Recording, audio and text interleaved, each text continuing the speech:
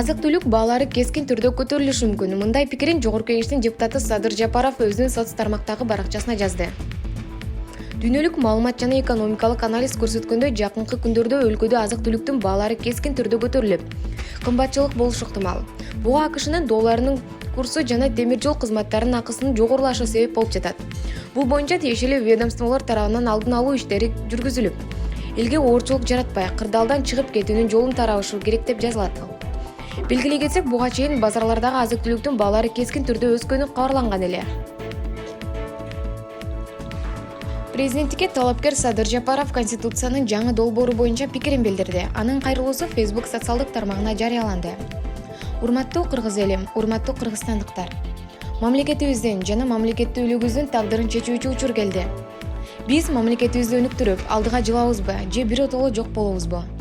Келечегибиз барбы? Урпактарыбызга эмнен калтырабыз деген жалпы коомчулуктун көйгөйлүү талаптарына жооп бере турган убакыт келди деп эсептейм.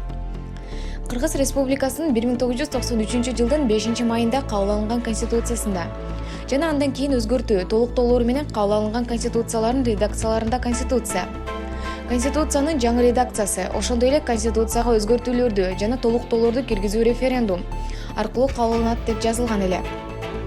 Ошону менен өлкө эгемендигинин ээси болгон жалпы кыргыз элине мамлекеттик маанидеги олуттуу маселелерди чечүү мүмкүнчүлүгү берилген. Бирок 2010 жылы кабыл алынган конституциялар бир учур адамдардын же бир кишинин пайдасы үчүн элдин аталган укуктарын чектеп койгон.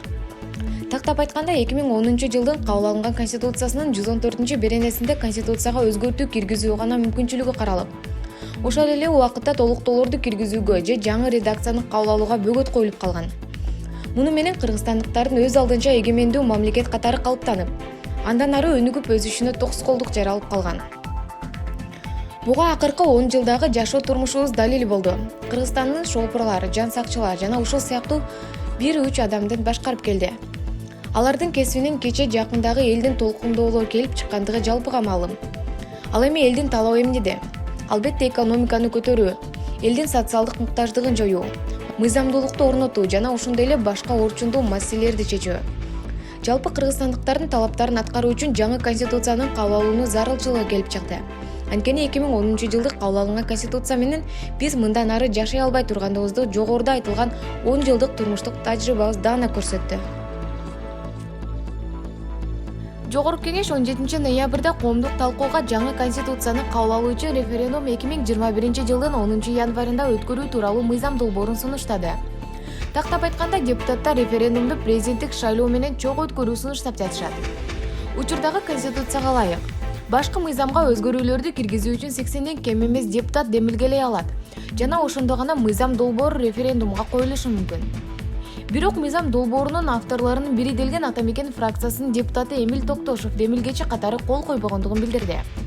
Бүгүн 19 ноябрда Жогорку Кеңештин депутаты Рыскелди Момбеков суракка чакырылгандыгы айтылды. Ал Ички иштер министрлигинин тергөө башкармачылыгына эртең 20 ноябрда барышы керек.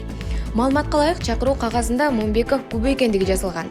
Эске салсак, буга чейин Бишкек шаарында 5-6 октябрда болгон баш аламандыктарга байланыштуу депутаттар Жанар Акаев, Мирлан Женчороев жана Эмил Токтош суракка чакырылгандыгы белгилүү болгон. Кыргызстандын малды сыртка чыгарууга бөгөт коюу боюнча жарлыкка кол коюлду. Бул тууралуу Айыл чарба тамак аш өнөр жайы жана мелиорация министри Тилек Токтогазиев жергиликтүү маалымат каражаттарынын биринде берген маегинде билдирген.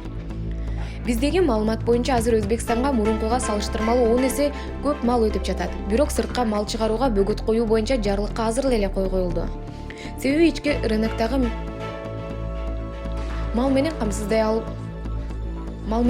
албай калуу коркунучу бар деп билдирген министр. Белгилей кетсек, тиешелүү жарлык өкмөт башчысынын милдетин аткаруучу Артем Новиков кол койгондон кийин күчүнө кирет. Турмуш тиричилик жана өндүрүш таштандылары менен байланышкан кырдаалды жөнгө салуунун негизги эрежеси өзүңүздөн баштоо. Мурунку президенттин кызы жана сүрөтчү Алия Шагиеванын таштандылар менен сүрөткө түшүп, кыргызстандыктардын көңүлүн көйгөйгө бурууну чечти.